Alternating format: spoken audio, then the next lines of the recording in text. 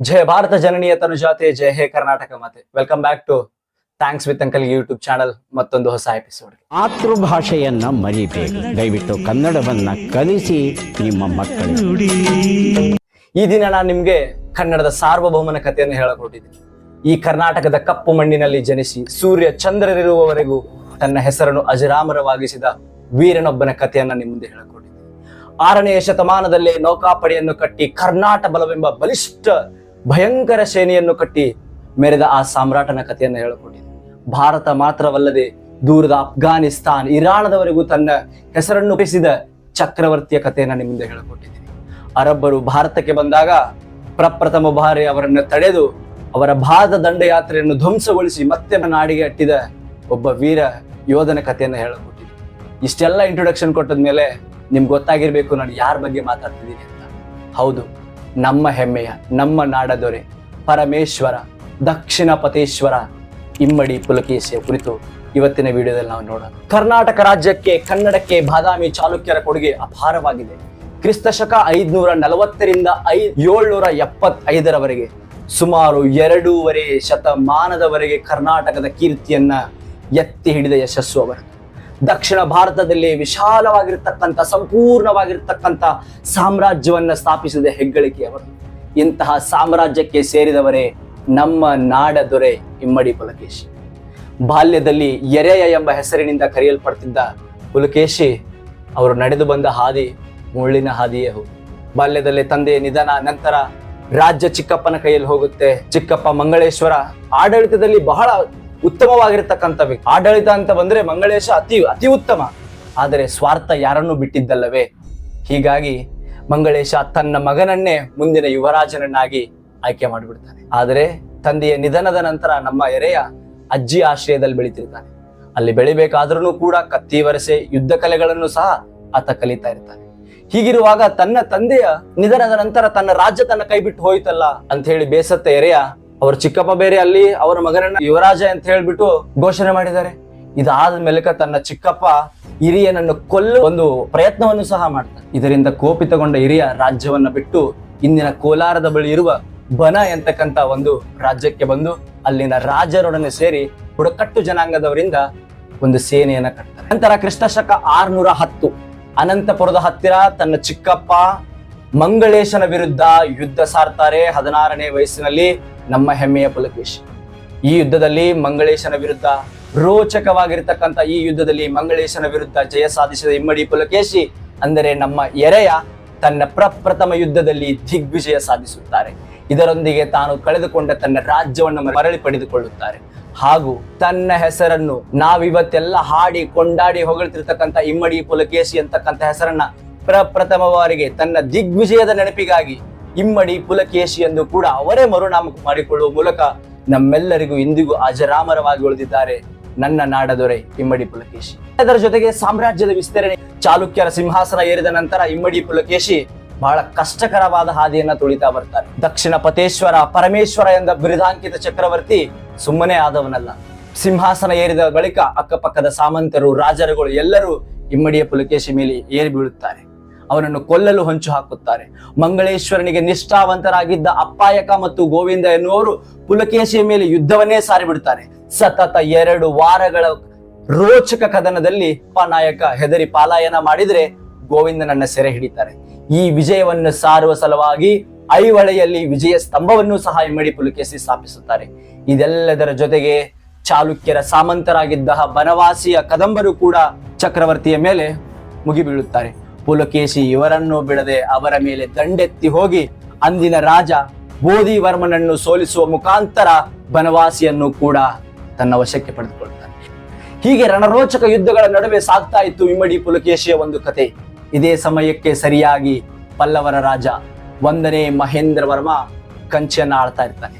ದಕ್ಷಿಣಕ್ಕೆ ತನ್ನ ಸಾಮ್ರಾಜ್ಯವನ್ನ ವಿಸ್ತರಿಸಬೇಕಂದ್ಕೊಂಡ ಪುಲಕೇಶಿ ಮಹೇಂದ್ರ ವರ್ಮನ ಮೇಲೆ ದಂಡೆತ್ತಿ ಹೋಗ್ತಾನೆ. ಇದರ ಪರಿಣಾಮ ಕಂಚಿಯಿಂದ 25 ಕಿಲೋಮೀಟರ್ ದೂರದಲ್ಲಿ 2 ಬಲಿಷ್ಠ ಸೇನೆಗಳು ಮುಖಾಮುಖಿಯಾಗ್ತವೆ. ಭೀಕರವಾಗಿರ್ತಕ್ಕಂಥ ಯುದ್ಧ ನಡೆಯುತ್ತೆ. ಅದರ ಪರಿಣಾಮವಾಗಿ ಮಹೇಂದ್ರ ವರ್ಮ ಇಮ್ಮಡಿ ಪುಲಕೇಶಿ ಮುಂದೆ ಮಂಡಿ ಊರ್ಬಿಡ್ತಾನೆ ಸ್ನೇಹಿತರೆ. ಈ ವಿಜಯವನ್ನ ದಕ್ಷಿಣದ ದಿಗ್ವಿಜಯ ಎಂದು ಹೇಳಿ ಇತಿಹಾಸಗಾರರು ನಮಗೆ ಹೇಳ್ತಾರೆ. ನಂತರ ಉತ್ತರಕ್ಕೆ ಮುಖ ಮಾಡಿದ ಪುಲಕೇಶಿ ಮಾಳ್ವರು ಮತ್ತು ಗರ್ಜರನ್ನು ಸೋಲಿಸಿ ಗುಜರಾತಿನವರೆಗೂ, ಕರ್ನಾಟಕದಿಂದ ಗುಜರಾತಿನವರೆಗೂ ತನ್ನ ಸಾಮ್ರಾಜ್ಯವನ್ನು ವಿಸ್ತರಣೆ ಮಾಡ್ತಾ ಬರ್ತಾನೆ. ಇದರಿಂದ ಚಾಲುಕ್ಯರ ಸಾಮ್ರಾಜ್ಯ ಕಾವೇರಿಯಿಂದ ನರ್ಮದಾ ತೀರದವರೆಗೆ ಸಾಮ್ರಾಜ್ಯ ವಿಶಾಲವಾಗಿ ಹಬ್ಬಿಬಿಡುತ್ತೆ. ಇದ ನಂತರ ಬರುವುದೇ ಹರ್ಷವರ್ಧನನಿಗೆ ಸೋಲಿನ ರುಚಿ ತೋರಿಸಿದ ಚಕ್ರವರ್ತಿಯ ಕತೆ. ಇಷ್ಟೆಲ್ಲಾ ಯುದ್ಧಗಳನ್ನು ಮಾಡಿಕೊಂಡು ಬಂದಿರತಕ್ಕಂತ ಚಕ್ರವರ್ತಿಗೆ ತನ್ನ ಮುಕುಟ ಪ್ರಾಯದಂತೆ ಮಿಂಚಿದ ಒಂದೇ ಒಂದು ಯುದ್ಧ ಹರ್ಷವರ್ಧನ ವಿರುದ್ಧ ಆಡಿದ್ವಿದ್ದ. ಯಾಕಂದ್ರೆ ತನ್ನ 16ನೇ ವಯಸ್ಸಿಗೆ ಅವನು ಕೂಡ ತನ್ನ ಸಾಮ್ರಾಜ್ಯದ ಗದ್ದಿಗೆಯನ್ನು ಏರಿರ್ತಾನೆ. ಸೋಲನ್ನೇ ಕಾಣದ ಚಕ್ರವರ್ತಿ ಹರ್ಷವರ್ಧನ ವಿಂಧ್ಯದಿಂದ ಹಿಮಾಚಲದವರೆಗೆ ತನ್ನ ರಾಜ್ಯವನ್ನ ಪಸರಿಸಿರುತ್ತಾನೆ. ಪರಾಕ್ರಮಿ ರಾಜ, ತನ್ನ ಜೀವಮಾನದಲ್ಲಿ ಒಂದು ಸೋಲನ್ನು ಸಹ ಸೋತಿರುವುದಿಲ್ಲ. ಈ ಹಿಂದೆ 6 ವರ್ಷದಲ್ಲಿ 5 ರಾಜ್ಯಗಳನ್ನ ಗೆದ್ದು ಮುತ್ತಿಗೆ ಹಾಕಿಕೊಂಡಿರ್ತಾನೆ ಹರ್ಷವರ್ಧನ. ಹೀಗಾಗಿ ಅವನನ್ನು ನಮ್ಮ ಇಮ್ಮಡಿ ಪುಲಕೇಶಿಯನ್ನು ನಾವು ಹೇಗೆ ದಕ್ಷಿಣ ಪದೇಶ್ವರ ಎಂದು ಕರೀತೇವೋ, ಹಾಗೆ ಹರ್ಷವರ್ಧನನನ್ನ ಉತ್ತರ ಪತೇಶ್ವರ ಎಂದು ಸಹ ಕರೀತಾ ಇದ್ರು. ಹಾಗಾಗಿ ಉತ್ತರ ಪತೇಶ್ವರ ಮತ್ತು ದಕ್ಷಿಣ ಪತೇಶ್ವರರ ನಡುವಿನ ಯುದ್ಧ ಇಲ್ಲಿ ಆಗುತ್ತೆ. ಇಷ್ಟೆಲ್ಲ ಯುದ್ಧಗಳನ್ನ ಗೆದ್ದಿರ್ತಕ್ಕಂಥ ಹರ್ಷವರ್ಧನ ಅತಿ ಆಸೆ ಬೀಳಕ್ ಶುರು ಮಾಡ್ತಾನೆ. ತನ್ನ ರಾಜ್ಯವನ್ನ ದಕ್ಷಿಣದತ್ತ ಪಸರಿಸಬೇಕು ಅನ್ಕೊಂಡು ನರ್ಮದಾ ನದಿಯ ತೀರಕ್ಕೆ ಬಂದು ತನ್ನ ಸೇನೆಯನ್ನ ನೆಲೆ ಬಿಟ್ಬಿಡ್ತಾನೆ. ಇದನ್ನ ನೋಡಿದ ಇಮ್ಮಡಿ ಪುಲಕೇಶಿ ಇಲ್ಲಿ ಒಂದು ಅರ್ಥ ಮಾಡಿಕೊಳ್ಬೇಕಾಗಿರ್ತಕ್ಕಂಥ ವಿಷಯ ಏನಂದ್ರೆ, ಇಮ್ಮಡಿ ಪುಲಕೇಶಿ ದಂಡೆತ್ತಿ ಹೋದವನಲ್ಲ, ಇಲ್ಲಿ ದಂಡೆತ್ತಿ ಬಂದವನು ಹರ್ಷವರ್ಧನ. ತನ್ನ ರಾಜ್ಯವನ್ನ ಕಾಪಾಡಿಕೊಳ್ಳುವ ಸಲುವಾಗಿ ಹರ್ಷವರ್ಧನನ ವಿರುದ್ಧ ಘನ ಘೋರ ಯುದ್ಧ ಆಗುತ್ತೆ. ಇಮ್ಮಡಿ ಪುಲಕೇಶಿ ಬಲಿಷ್ಠ ಸೇನೆ, ಕರ್ನಾಟಕ ಬಲ ಇರತಕ್ಕಂಥ ಬಲಿಷ್ಠ ಸೇನೆ ಹರ್ಷವರ್ಧನನ ಸೇನೆಯ ವಿರುದ್ಧ ಘರ್ಷಣೆಯಾಗಿ ರೋಚಕವಾಗಿರ್ತಕ್ಕಂಥ ಘನ ಘೋರವಾಗಿರ್ತಕ್ಕಂಥ ಯುದ್ಧ ಆಗುತ್ತೆ. ವಿಶೇಷ ಏನಂದ್ರೆ ನೆನ್ಪಿಟ್ಕೊಳ್ಳಿ ವೀಕ್ಷಕರೇ, ಅಂತ ಘನ ಘೋರ ಯುದ್ಧದಲ್ಲಿ ತನ್ನ ಸಾಮ್ರಾಜ್ಯವನ್ನ ಉಳಿಸಿಕೊಳ್ಳಲು ಸಫಲವಾಗ್ತಾನೆ ನಮ್ಮ ನಾಡದೊರೆ, ನಮ್ಮ ಹೆಮ್ಮೆಯ ಇಮ್ಮಡಿ ಪುಲಕೇಶಿ. ಇದಾದ ನಂತರ ಅವರಿಬ್ಬರು ಸ್ನೇಹದ ರಾಜಿಯನ್ನು ಕೂಡ ಮಾಡ್ಕೊಳ್ತಾರೆ. ನರ್ಮದಾ ನದಿಯ ಆ ಕಡೆ ನಾನೂ ಬರುವುದಿಲ್ಲ, ನರ್ಮದಾ ನದಿಯ ಈ ಕಡೆ ನೀನು ಬರಬಾರದು ಅಂತಕ್ಕಂಥ ಒಂದು ಸ್ನೇಹದ ರಾಜಿಯನ್ನು ಮಾಡಿಕೊಳ್ತಾರೆ. ನಾನು ಅವಾಗ್ಲೇ ನಿಮಗೆ ಶುರುವಿನಲ್ಲಿ ಹೇಳಿದೆ, ಪರಮೇಶ್ವರ ಅಂತಕ್ಕಂಥ ಒಂದು ಪದವನ್ನ ನಾನು ಬಳಸಿದೆ. ಹೌದು, ಪರಮೇಶ್ವರ ಅಂತಕ್ಕಂಥ ಪರಮೇಶ್ವರ ಅಂತಕ್ಕಂಥ ಬಿರುದನ್ನ ಕೊಟ್ಟವರು ಉತ್ತರದ ಪತೇಶ್ವರನಾದ ಒಂದನೆಯ ಹರ್ಷವರ್ಧನ ಇಮ್ಮಡಿಯ ಪುಲಕೇಶಿ ಶೌರ್ಯವನ್ನ ಮೆಚ್ಚಿ ಇವನು ಪರಮೇಶ್ವರ ಅಂತಕ್ಕಂಥ ಬಿರುದನ್ನ ನಮ್ಮ ಇಮ್ಮಡಿ ಪುಲಕೇಶಿಗೆ ಕೊಡ್ತಾನೆ.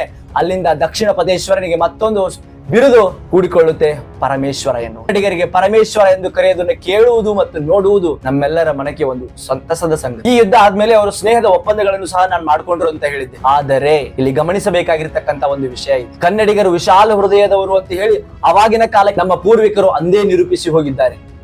ಒಂದು ವೇಳೆ ರಾಜಿಯನ್ನು ಮಾಡಿಕೊಳ್ಳದೆ ಇಮ್ಮಡಿ ಪುಲಕೇಶಿ ತನ್ನ ಸಾಮ್ರಾಜ್ಯವನ್ನ ವಿಸ್ತರಿಸಿದ್ದೇ ಆಗಿದ್ದರೆ ಚಂದ್ರಗುಪ್ತ ಮೌರ್ಯ, ಅಶೋಕ, ಸಮುದ್ರಗುಪ್ತರ ತರ ಇಡೀ ಭಾರತವನ್ನೇ ಆಳಿದ ಕೀರ್ತಿ ನಮ್ಮ ಕನ್ನಡ ನಾಡಿನ ದೊರೆಗಿರ್ತಿತ್ತು.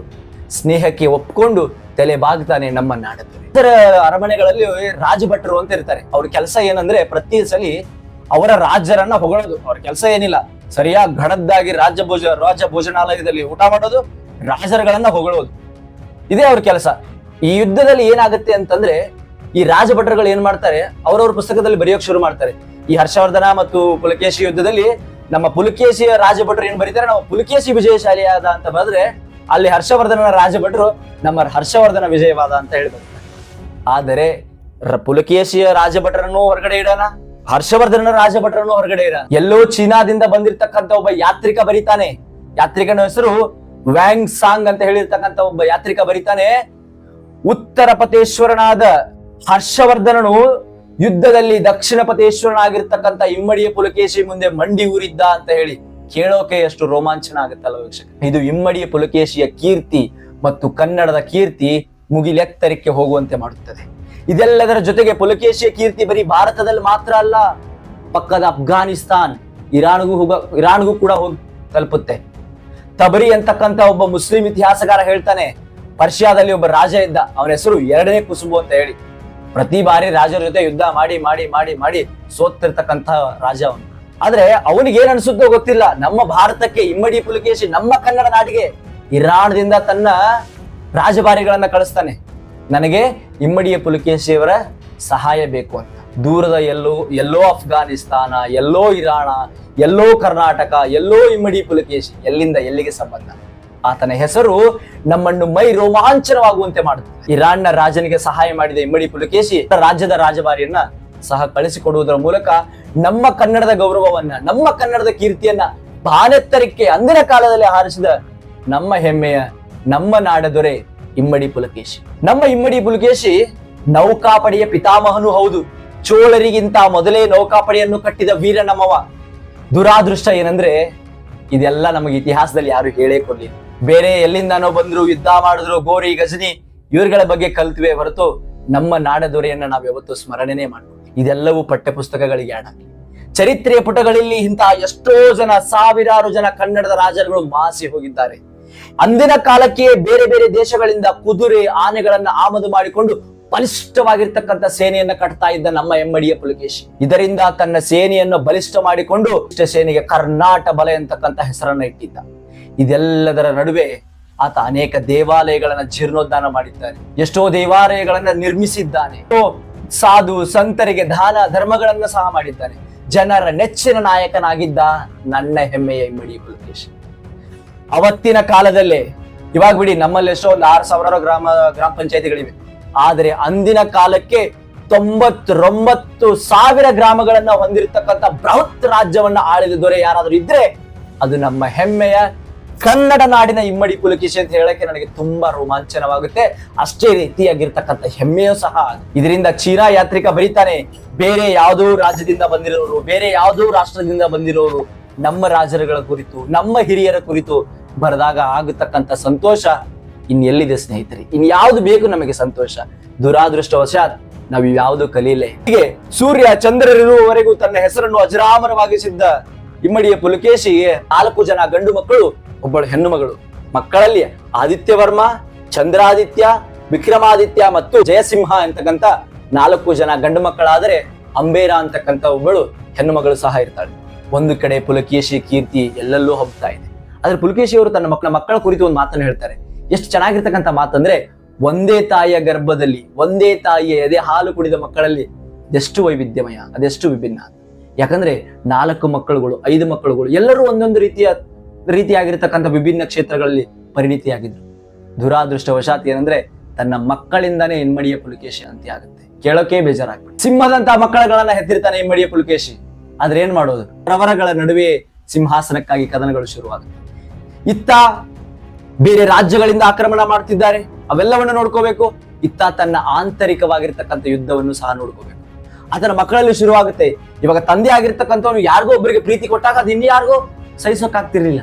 ಹೀಗಾಗಿ ಸಿಂಹಾಸನ ಇಲ್ಲಿ ನನ್ನ ಕೈ ತಪ್ಪೋಗ್ಬಿಡುತ್ತು, ತನ್ನ ಕೈ ತಪ್ಪೋಗ್ಬಿಡುತ್ತು ಅಂತ ಹೇಳಿ ಆಂತರಿಕ ಯುದ್ಧಗಳು ಶುರು ಆಗುತ್ತೆ. ಪುಲಕೇಶಿಗೆ ಹೊರ ಸೈನಿಕರನ್ನ ಗೆಲ್ಲುವುದು ಹಾಲು ಕುಡಿದಷ್ಟು ಈಸಿ ಆಗಿತ್ತು. ಆದ್ರೆ ತನ್ನ ಮಕ್ಕಳನ್ನ ಗೆಲ್ಲುವಲ್ಲಿ ಪುಲಕೇಶಿ ವಿಫಲವಾದ. ಒಂದೆಡೆ ಪುಲಕೇಶಿ ಆರೋಗ್ಯ ಸಂಪೂರ್ಣವಾಗಿ ಹದಗೆಡಕ್ಕೆ ಶುರುವಾಗುತ್ತೆ. ಮತ್ತೊಂದೆಡೆ ಅಕ್ಕಪಕ್ಕದ ರಾಜರುಗಳು ಯುದ್ಧ ಮಾಡಕ್ ಬರ್ತಾರೆ. ಇತ್ತ ಇನ್ನೊಂದೆಡೆ ತನ್ನ ಒಳಗಡೆನೆ ಆಂತರಿಕ ಕಲಹ. ಅದರ ನಡುವೆ ಒಂದು ದಿನ ನಮ್ಮ ಇಮ್ಮಡಿ ಪುಲಕೇಶಿ ಶತ್ರುಗಳ ಮುಂದೆ ತಲೆ ಬಗ್ಬೇಕಾಗುತ್ತೆ. ಇದರೆಲ್ಲದರ ಜೊತೆಗೆ ದುರಾದೃಷ್ಟಕರ ಸಂಗತಿ ಏನಂದ್ರೆ, ತನ್ನ ಮಕ್ಕಳುಗಳು, ನಮ್ಮ ಹೆಮ್ಮೆಯ ಪುಲಕೇಶಿ ಅಂತ ನಾವು ಎಷ್ಟು ಹಾಡಿ ಹೊಗಳ್ತಾ ಇದೀವಲ್ಲ, ಆತನ ಮಕ್ಕಳುಗಳು ಶತ್ರುವಿನ ಸೈನ್ಯವನ್ನ ಸೇರ್ಬಿಡ್ತಾರೆ.